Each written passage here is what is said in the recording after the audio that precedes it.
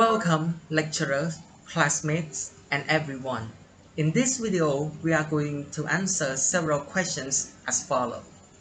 Why does each state prefer its current state form? What are the relationships between central government and sub-central government? What should be centralized and what should be decentralized to lower levels of government? How do we ensure that multi-level governance can promote the resulting system as efficiently and as democratic as possible? Let's jump in. The United States prefer a federal state form because the state evolved from separate colonies which had diverse population and different needs. Moreover, federalism allowed the government to protect individual liberties since early settlers were drawn to the American colonies in search of greater individual liberty. Protecting those liberties was very important to the framer of the Constitution.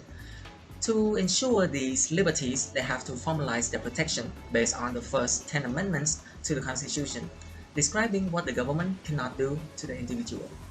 Additionally, federalism created a built-in check on the powers of government. The framers believed that when the power is concentrated in a small group of people, it can threaten the liberty of everyone else. In other words, tyranny. In the framers' minds, one way to prevent this from happening was to give to levels of government the ability to ensure and protect liberty. By setting up a sovereign authority at both the state and national levels, they created two places where governments could act to ensure one was not becoming tyrannical over the other. Well, we can also notice that the US prefers a presidential system, and there are several reasons we can look at. So first is because the presidential system has a strong and independent chief executive with extensive power related to both domestic or internal affairs and foreign policy. The next one is the president's independence from the legislature is based on election by the people, to whom he or she is directly accountable and not to be the legislature as in the parliamentary system. In the United States, the presidential system, the president is both the chief executive of the government and also the head of state. The president oversees the executive branch of government, which includes the cabinet or head of various executive departments and various administrative bureaus and agencies. In particular, the president commands the armed force and is responsible for the defense of the country against internal disorder and also the foreign attack. Also, the presidential system prevents the strong executive authority from becoming excessive or abusive through 1. Separation of branches of government, and 2. The check and balance system. Well, similarly, in Malaysia, they prefer a federal form because federalism emphasizes on the distribution of powers between the states and the central government. You can see that the concept of federalism implies that there are two levels of government, namely the central government and the state government. And we can see each level of government is granted power in certain fields and affairs, and they have no right to intervene in matters not under their respective jurisdiction. So in Malaysia, the distribution of power is outlined in Part 6 of the Malaysian Constitution. Malaysia prefers parliamentary democracy with constitutional monarchy based on her former colonial master, the Great Britain. Malaysian system is closely modeled by the British system, in which the loyalty is limited to official, ceremonial, and representational and non-partisan duties. The monarch may express his view as a constitutional ruler, but he must ultimately accept the decision of the chief executive and also his cabinet. In addition, all community in Malaysia accept the existence of the constitutional monarchy as a tradition in the Malaysian political system and also are articulated clearly in the constitution, in which the people view the post of the constitutional monarchy as great and sacred, and also as a symbol of power and unity. Before going deep into the relationship between federal and state government of the two countries, we can take a look at what is federalism first. Federalism actually divides governing authority between the national and state governments as known as the separation of powers, which prevents any one branch of government from dominating through a system of check and balance. At the national level, the power of government is shared by three institutions: the presidency, or as known as the executive, the bicameral legislature or the Congress, and last but not least a judiciary led by Supreme Court that has power to interpret the Constitution. And the US country system, we can see that the United States has a federal political system dividing authority between self-governing states or local government and the federal government that governs all the states of the whole America. The US Constitution authorized the national or federal government for authority including managing national commerce, regulating foreign policy, establishing the postal system, maintaining armed force, and even declaring war against other nations. On the other hand, the state or local government has retained significant power such as responsibility for many direct social services including health, education, welfare, internal commerce, as well as authority over ratifying amendments to the US Constitution.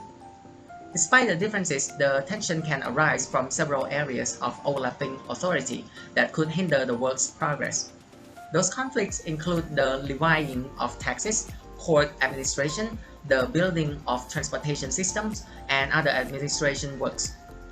A tragic example could be seen from the government's response to the devastating impacts caused by Hurricane Katrina on the southern Gulf Coast in 2005.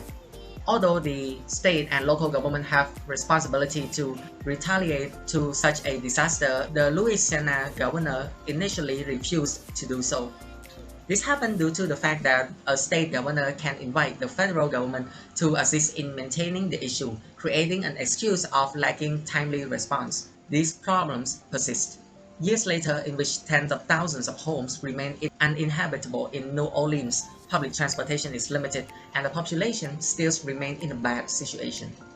Now let's have a look at separation of power in Malaysia.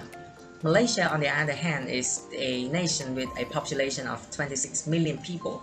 It is the only federal country in Southeast Asia in which the system of government is closely modeled on the Westminster parliamentary system, a legacy of British rule. Malaysia's federal system is more complicated than the US system, and many political scientists suggested that its federalism is highly centralized. The country system in a federal constitutional elective monarchy composed of 13 states, which include 9 hereditary states consisting of the king or sultan, and 4 states consisting of governors without a sultan. The King of Malaysia is the head of state, while the Prime Minister is the head of government. Malaysia has a bicameral parliament consisting of the House of Representatives, as known as the lower house, and the Senate, the upper house. The 222 members of the House of Representatives are elected from single-member districts by universal adult suffrage, or the vote from adult citizens. A multi-party system is also in place, and the government is elected via a first-past-the-post system. The King and federal government. The King of Malaysia is elected from the 9 hereditary states to serve a 5-year term. The position is rotated among the 9 hereditary rulers of the Malay states. King appoints governors serving a 4-year term for the states without monarchies, after consultation with the chief minister of that state. It is important to note that each state in Malaysia has its own written constitution, which is quite interesting somehow. The cities of Sabah and Sarawak are considered having more autonomy than the other states, mainly from the separate immigration policies, controls, and a unique residency status. Federal authorities consistently rely upon their power to enforce their position on any matters of dispute within the federal system. They also have direct administration within the 3 federal territories in the country. Now the state government. As you may note from the previous part, the governance of Malaysia is divided between the federal and the state government, with different power reserved for each. Each of the 13 states has its own unicameral state legislative assembly. The members of an assembly are elected from single-member constituencies during state elections which also use a first-past-the-post system. These assemblies have the power to enact state laws, while the majority party in the assembly forms the state government. Each state government is led by a chief minister, and they would become an advisor for hereditary states with the sultan as the ruler. And finally, the local government. Local governments such as city councils, district councils, and municipal councils are considered as the lowest level of government in the Malaysian federal system. They carry out the lower level administration such as collecting taxes and creating laws in the form of bylaws.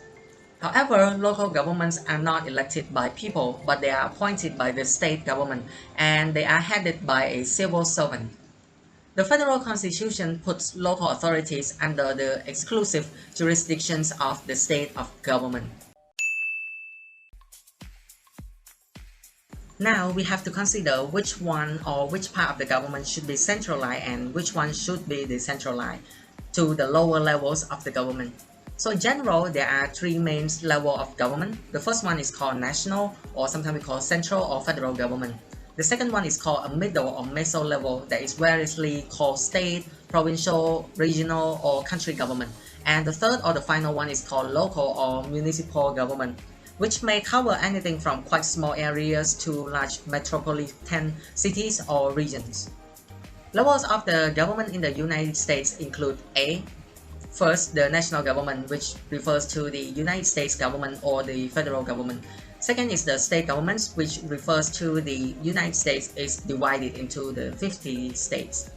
And lastly is the local governments, which refers to the counties and municipalities, each of which has its own government. So at this part, we have to take a look at which one should be centralized and which one should be decentralized. So as we can see that in the United States, the decentralization of power or the separation of power in the United States is already at a good level that we can notice. So in here we can see that the national government actually have their own power in terms of in the international stage or as the representative of the United States as a whole. However, inside the country, domestically, in each location, the state governments have their own power, have their own autonomy to actually deal with problems and have their own policy to apply in each state. However, they have to comply with the constitution as well. So we can see that the national government has their centralized power only in the case that they have to deal with the international issue or international stage in the name of the United States, while in normally we can see that the power is already decentralized in most part of the United States. For Malaysia, we can see that they divided into three federal territories, which are Kuala Lumpur,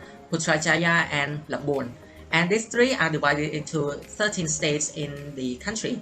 And we'll see that Malaysia has, and each state has its own written constitution, legislative assembly, and executive council as well, which is responsible to the legislative assembly and headed by a chief minister. For all states in Malaysia are subdivided into districts. And in Sarawak and Sabah, however, these districts are grouped into larger administrative unit that is called division. And also the village headed by a Tua Kampung, or we as known as the village leader, which is the smallest unit of the government in Malaysia. So in the Malaysian constitution and also in the system, we can see that the power is actually divided among the 13 states because it is the federal state. However, in reality or in practice, we can see that most of the governors in each state, they are actually connected to the centralized government or the national government because they come from, most of them come from the same party, which means that they are operating under the same or the similar rules of law and also policy, which we can see that even though there are separation of power into different states as the federal states in Malaysia, but in practice they are actually quite centralized in terms of their power. So we would suggest that it would be better if the power are separated equally among states so they can deal with issue faster, just like what we can see in the United States. So for the last question, we can see that to ensure that multi-level governance can promote the resulting system as efficiently and as democratic as possible, there are 7 main aspects to do to ensure this. First, clarify the responsibility assigned to different government levels. So the way responsibility are shared should be explicit, mutually understood, and clear for all actors. Clarity here does not mean that shared responsibility should be avoided, as this is by definition impossible. Equally important is clarity in the different functions that are assigned with policy areas such as financing, regulating, implementing, or monitoring. Second, use the subsidiary principle, which is the principle of democracy that decisions should be taken at the lowest possible level of government, that is, at the level closest to the people affected by the decision. Usually, the term subsidiary is used in connection with the territorial decentralization of government. Third is consistently improve transparency, enhance data collection, and strengthen performance monitoring. National governments should develop performance monitoring systems to track decentralization and regional development policies. These need to remain simple with a reasonable number of requirements or indicators. Higher level governments need to monitor subnational performance in critical service areas based upon a minimum set of standardized indicators and provide timely feedback, as well as benchmark interlocal performance in service delivery. Fourth is to ensure that all responsibilities are sufficiently funded. So access to finance should be consistent with functional responsibilities. Division of financing responsible should ensure that there are no unfunded or underfunded assignments or mandates. Fifth is local government units should be large enough to have a tax base adequate for purposes, and they should probably be large enough to have a mix of rich and poor citizens so that the financial load can be equitably distributed. Six is support subnational capacity building. So the central government should assess capacity challenges in the different regions on a regular basis. Policies to strengthen capacities should be adapted to the various needs of territories. Governments should seek to reinforce the capacity of public, official, and institutions in systematic approach, rather than adopting a narrow focus on technical assistance. 7. Strengthen national regional development policies and equalization systems and reduce territorial disparities. The equalization program must not be viewed as separate from the broader fiscal system, especially conditional transfers.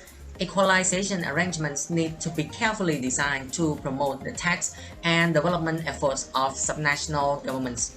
Fiscal equalization policies need in particular to be accompanied by proactive regional development policies to offset the potential negative incentive of such systems. So thank you very much everyone for watching our videos from beginning until now, and I would love to say thank you to all the members of group 2 from M3.3, which including Ratia, Charlie Hieng, Bonara, and Sarawut. So if you have any questions, you may feel free to ask us, and here are the references that we have researched on. So thank you very much and see you in the next video.